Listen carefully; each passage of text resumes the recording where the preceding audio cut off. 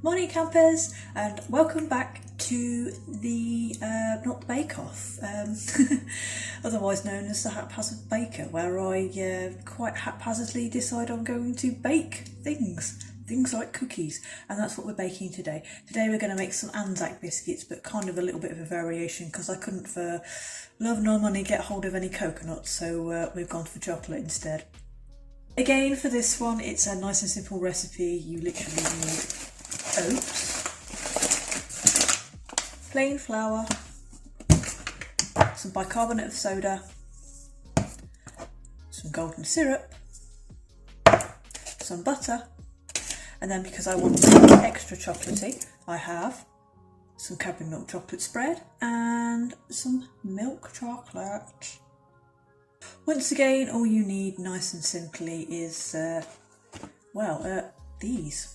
A spoon, a tablespoon, and something to mix it in. Whether it be Tupperware or saucepan, or even a mixing bowl, that will do. I just don't have one of these to hand here, so Tupperware box it is. Right, so I'm going to put together my dry ingredients in the bowl first before the wet, otherwise if you mix the wet ingredients first you kind of it gets all stuck to the spoon. You don't really want that. So first of all I'm going to go for my oats. This is where everything's going in. I should hope very much that won't happen. So for oats you need 3.5 tablespoons, and again the tablespoon needs to be quite lumpy. I say lumpy, what I meant is like heaped, lumpy. 3.5, that'll do. I don't quite know why we call it a lumpy tablespoon. I've just always called it a lumpy tablespoon. So if I ever talk about a lumpy tablespoon, what I mean is a heaped tablespoon.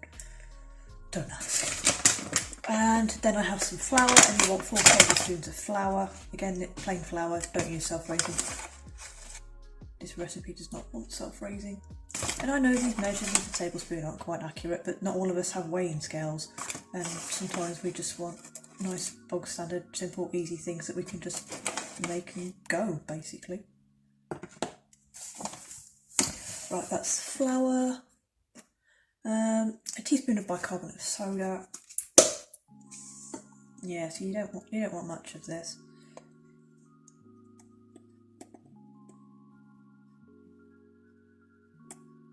That's probably about a teaspoon. Again, I just sort of measured that teaspoon out on a tablespoon. Don't do that. About half a tablespoon is a teaspoon in my mind. It's probably not wholly accurate. Use a bloody teaspoon. It's not rocket science. I'm just too lazy to walk over inside the kitchen to go and get one out the drawer.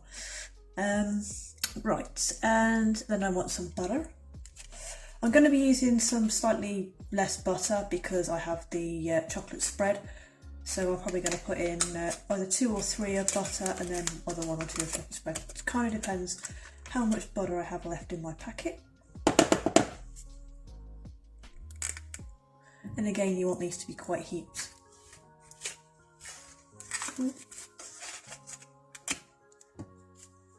Always hopeless at getting butter out of the packet.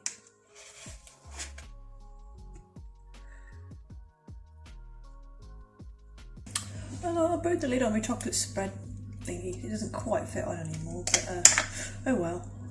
I need to duct tape it together. And I just have like Cadbury chocolate spread, which is like the best thing ever. So a nice big heaped teaspoon of this.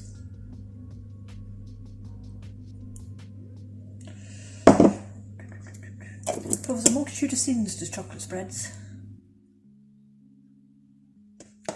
And then you want some golden syrup. Again. The problem with having one of these tins is the golden syrup ends up going blooming everywhere. You want 2 tablespoons of this, which is 4 teaspoons if you're doing it with a teaspoon like me. I know I said I was too lazy, but I've like dunked my spoon in the chocolate spread now, and it's like I'm not tracking all the way of it. I'm not like mixing it together with all that chocolatey goodness. I'm not moving all of that. So I'll just use some of this. Originally the recipe did call for sugar as well as golden syrup, but I don't tend to use that. You can use honey as well in the place of golden syrup. I've made these with honey and they worked out completely fine. Obviously not quite as sweet, but it depends whether you want a sweet biscuit or not. Not everybody does.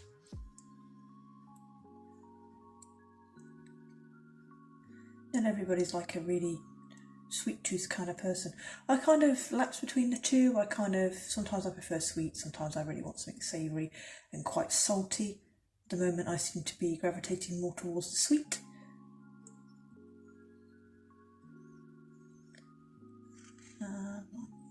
One more. See what I mean? It all gathers like on the lip, doesn't it? Which is quite frustrating, but I'll clean that up later once I finish baking.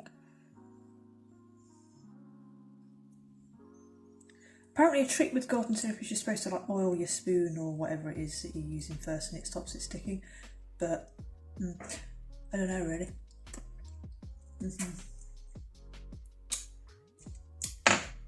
I wouldn't have a clue if that worked or not. It's not something I've ever tried. Yep.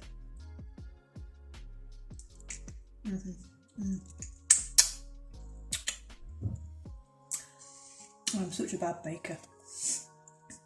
Right, and then we want some chocolate. You want about 3.5 tablespoons of chocolate according to this. I'm probably going to put in a couple of chunks of it. I literally just break the chunks up because I'm super dead lazy and I don't own a grater. So if you own a grater, you can grate the chocolate in, but I just prefer just to sort of smash my bits in. Why not? It's kind of therapeutic smashing up bits of chocolate to stick in.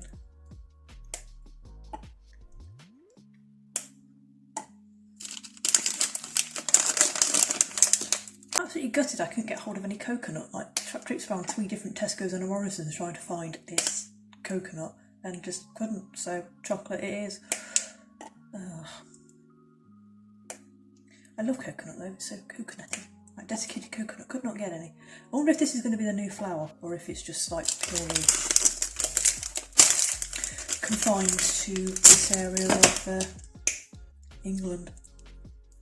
The south.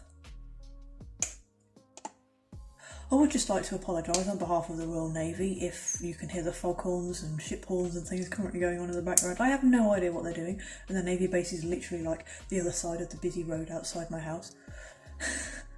So if you can hear like this horrendous racket, yeah, they're playing around with the foghorns and ship horns and God knows what else.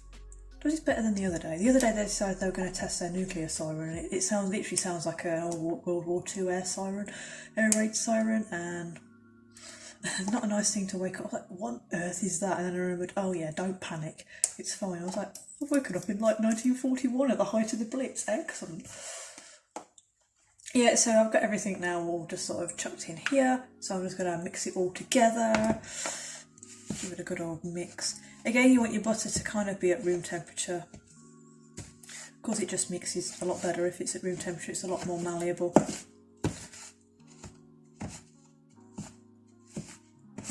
And again, it always looks like the flour's going to swamp everything. But don't panic. It will all come together in the end.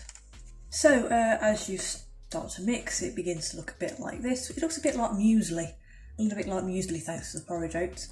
Again, you want to kind of make sure that you've got no great big huge lumps of butter in there, otherwise you'll end up with not very much biscuit and a pile of melted butter in that particular one. I think this is more nicely even now. Yeah, it smells like Cadbury. It literally smells like Cadbury. So when I grew up not very far from the Cadbury factory, about 30 odd miles away, and the highlight of school was the school trips to the Cadbury factory. I remember going on one in year 7, and that was like everybody overgorged themselves on chocolate, but what a fab start to like secondary school life in year 7, going to Cadbury World. Oh, it was so good.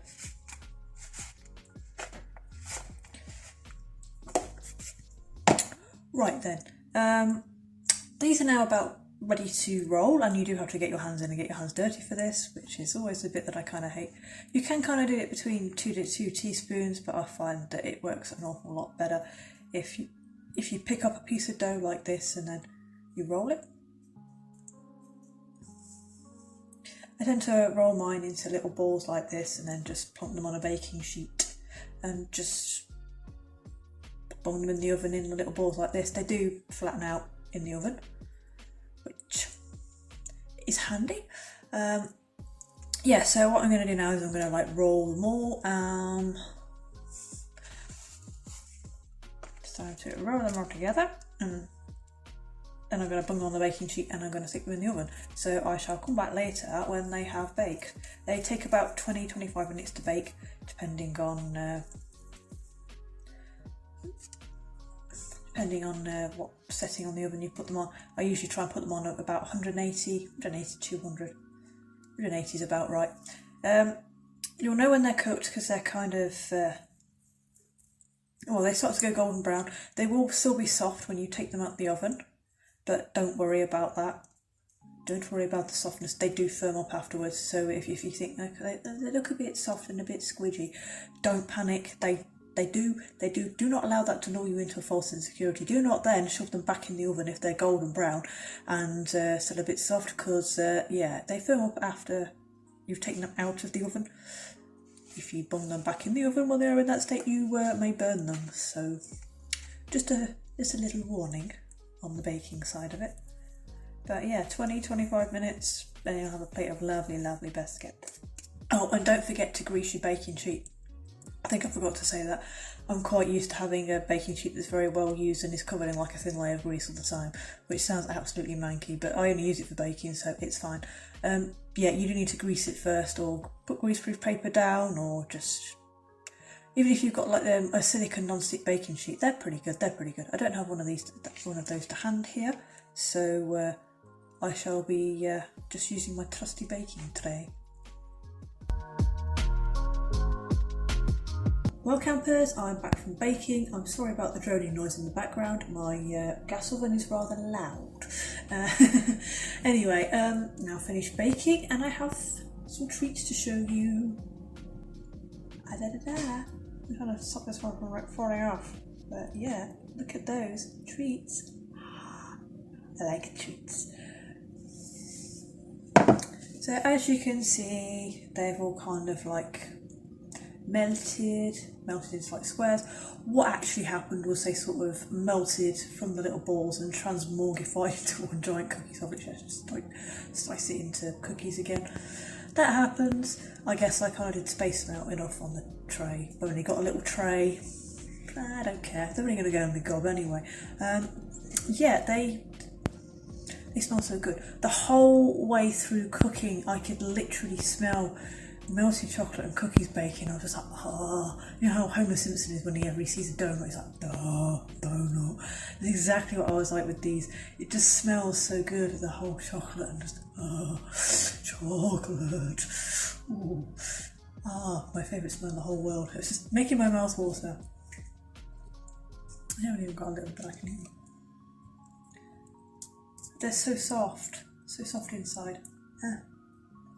I'm sorry, I can't resist. I have no resolve when it comes to cookies. That's something that Nigel and I have in common. I can always remember watching her baking shows whenever I come home from brownies, like mid-2000s, and just... she'd always be cooking something nice and sweet on there, so yeah. I want to eat.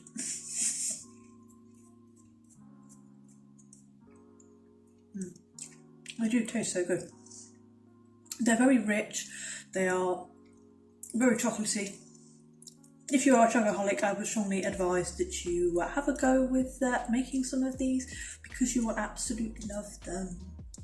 I will put the recipe for these on my food blog, and I will drop that link down below as and when the recipe is scheduled to go live. So if you do want to make these, just hop on along to my food blog and you'll find the recipe and all the ingredients and also all the kit you'll need, which is not very much it seems. But that's all for today. I hope you've enjoyed watching me bake some cookies, albeit rather haphazardly, and yeah, can you not tell I'm a novice baker? Like, my little brother's always telling me, oh yeah, you'll be good enough to go on the bake-off soon. Will I though? Will I ever be that kind of bake-off-y standard? No way, no way. Like biscuits, mug cakes, shortbread, simple things, pancakes, yeah, simple things I can do. Mega technical things that involve making cakes look like works of arts and something that they're not, I'm not very good at. Well, Hollywood would be like, again, presentation is awful, work on your presentation. That would just be my arch nemesis. He'd be sucking me off on like the literally round one I'd be gone, because that's what kind of baker I am. I'm not a very good one, a complete and utter novice. So if you like this video, don't forget to give me a little thumbs up, don't forget to say hi in the comments, and if you like this video and you'd like to see more of this kind of thing, don't forget to click the subscribe button.